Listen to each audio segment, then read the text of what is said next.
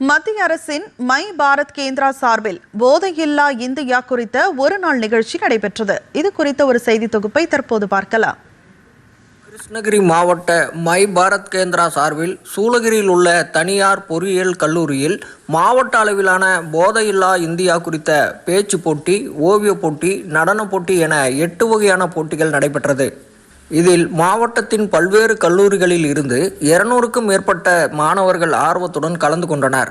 இந்த நிகழ்ச்சியினை துணை காவல் கண்காணிப்பாளர் கோவிந்தசாமி தொடங்கி வைத்தார். பின்னர் மாணவர்கள் அனைவரும் இணைந்து போதையில்லா இந்தியா குறித்த விழிப்புணர்வு உறுதிமொழியினை ஏற்றனர். இந்த நிகழ்ச்சியின் மூலம் போதைப் பொருட்களால் ஏற்படும் தீமைகள் குறித்து அறிந்து கொண்டதுடன் போதைப் பொருட்களை ஒழிப்பதில் மத்திய அரசின் அக்கறையினையும் தெரிந்து கொண்டதாக மாணவர்கள் தெரிவித்தனர். போதைப் பொருள் விழிப்புணர்வு ப்ரோக்ராம் அது மை பாரத் கேந்திரால கண்டக்ட் பண்ணியிருக்காங்க. ஸோ நான் இங்கே வந்திருக்கேன். எனக்கு இந்த ப்ரோக்ராம் ரொம்ப யூஸ்ஃபுல்லாக இருந்தது. எதுக்காகனா போதைப் பொருள் எப்படியெல்லாம் ஒழிக்கலாம், அதுக்கப்புறம் அதோட விழிப்புணர்வு எல்லாமே நான் தெரிஞ்சுக்கிட்டேன். மை பாரத் கேந்திரா கிருஷ்ணகிரியில இருந்து நிறைய கற்றுக்கினேன்.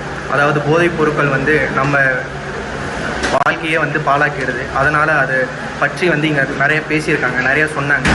இங்கே ஸ்பீச் காம்படிஷனில் நிறைய சொன்னாங்க, விழிப்புணர்வாக கொடுத்தாங்க. கீழேயும் நிறைய சொல்லி கொடுத்தாங்க. சார்ஸ் எல்லாம் வந்திருந்தாங்க. அதிலிருந்து நான் நிறைய கற்றுக்கினேன்.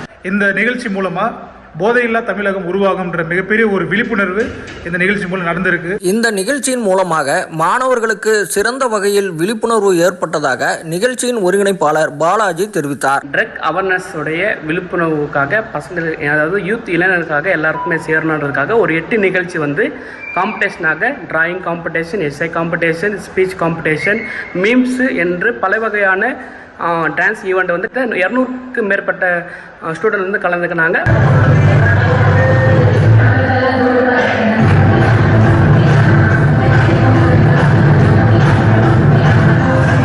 தூர்தர்ஷன் செய்திகளுக்காக சூளகிரியிலிருந்து ராஜா சின்னத்தம்பி.